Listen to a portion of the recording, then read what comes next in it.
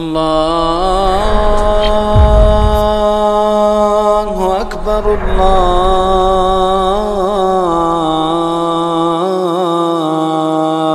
أكبر.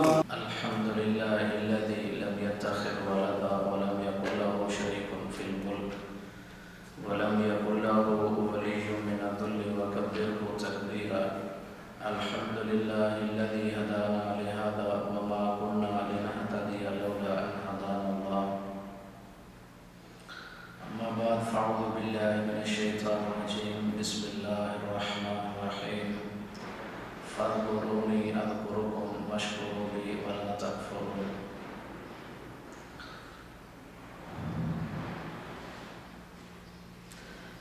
اللہ تعالیٰ کا ذکر یہ ایک ایسی عبادت ہے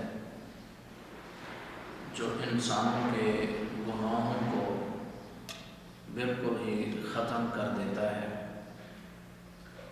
ذکر سے ایک مسلمان کے گناہ چاہے سمندر کے جھاگ کے برابر ہوں، اللہ رب العزت سارے گناہ مٹا دیتے ہیں، یا پھر پانی کے قطرات کے برابر ہوں یا پانی کے وزن کے برابر ہوں۔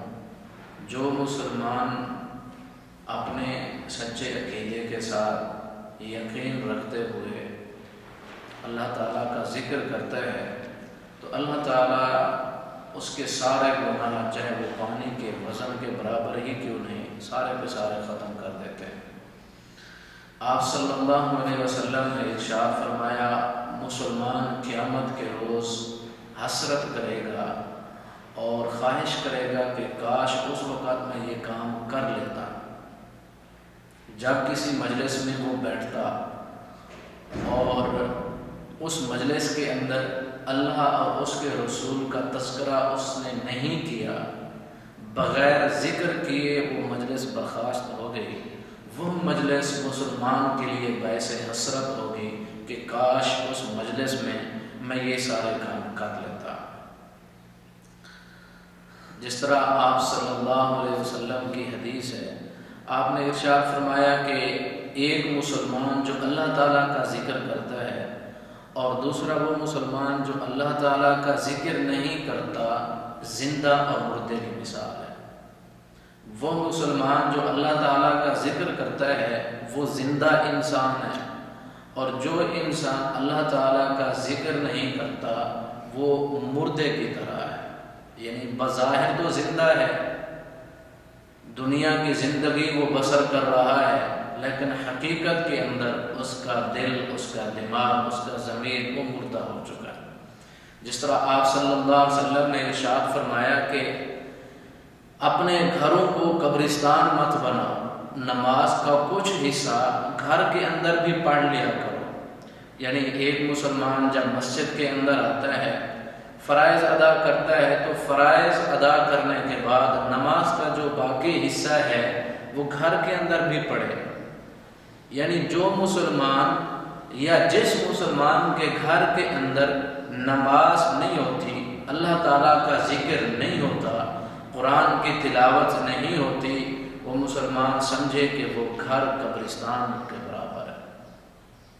وہاں انسان زندگی تو گزار رہے ہیں، زندہ بھی ہیں اور دنیاوی زندگی بھی گزار رہے ہیں، لیکن حقیقتاً وہ انسان مردوں کی طرح ہیں، ان کے اندر روحانیت نام کی کوئی چیز نہیں۔ ہمارے معاشرے میں اکثر لوگ جو ہیں وہ ایسے نہ مرد نماز پڑھنے والے نہ عورتیں نماز پڑھنے والی، تو اس گھر کے اندر جو ہے جھگڑے اور فساد کے علاوہ اور کیا ہو سکتا ہے؟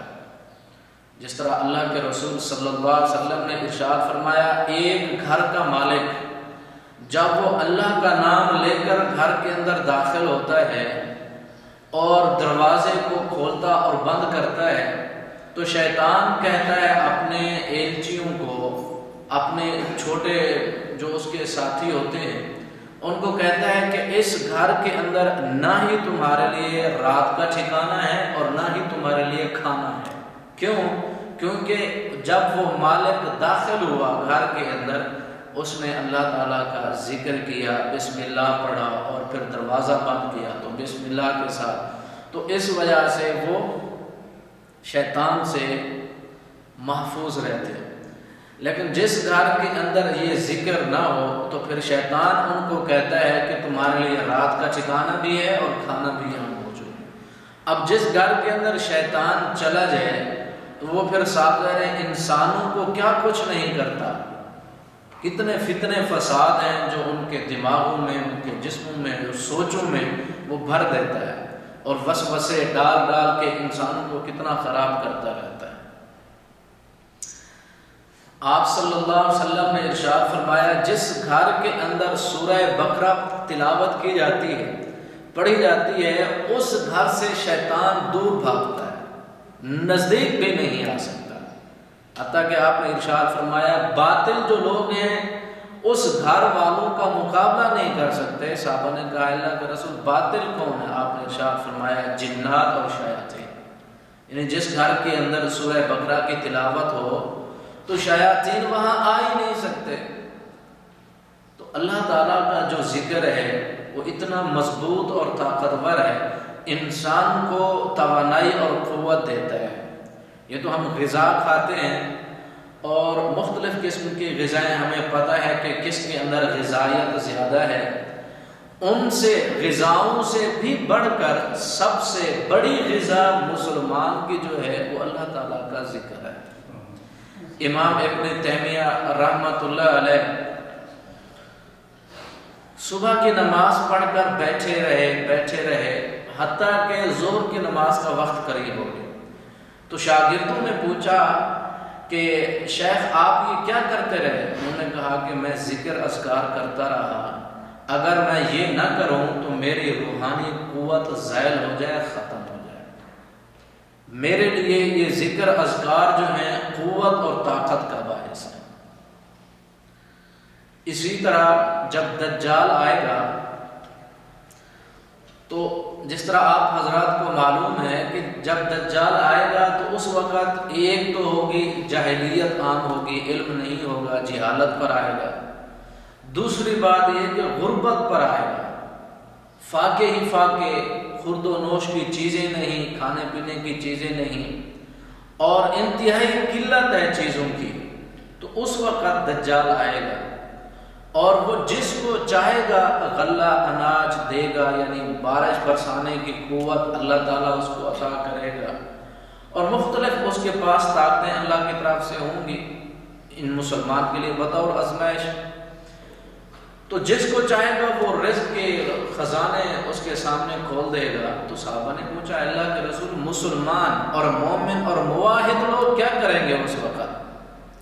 یعنی جو اس کی بات مانے گا تو وہ تو اس کی جنت کے اندر چلا جائے گا، اور غذاؤں کی فراوانی اور ہر قسم کی نعمت کی فراوانی ان کے پاس موجود ہوگی۔ لیکن جو مومن اور موحد لوگ ہوں گے وہ کیا کریں گے؟ کیونکہ وہ تو ان کو نہیں دے گا، دجال ان کو وہ نعمتیں دے گا ہی نہیں۔ تو آپ نے ارشاد فرمایا مومن لوگ اللہ تعالیٰ کا ذکر کر کے اپنی توانائی حاصل کریں گے۔ یعنی جو جسمانی قوت اور جسمانی توانائی ہے وہ مسلمان کس چیز سے حاصل کریں گے؟ وہ ذکر سے، اللہ تعالیٰ کا ذکر، یعنی قرآن کی تلاوت سے، مختلف دعاؤں سے، مختلف اذکار سے۔ جب وہ یہ سارے اذکار، تلاوتیں، قرآن اور دوسری دعائیں پڑھیں گے تو اللہ رب العزت ان کی جسمانی طاقت، قوت، توانائی کو بحال کر دے گا۔ یعنی اللہ تعالیٰ کا جو ذکر ہے کوئی معمولی چیز نہیں ہے، اللہ تعالیٰ کا ذکر کوئی معمولی چیز نہیں ہے۔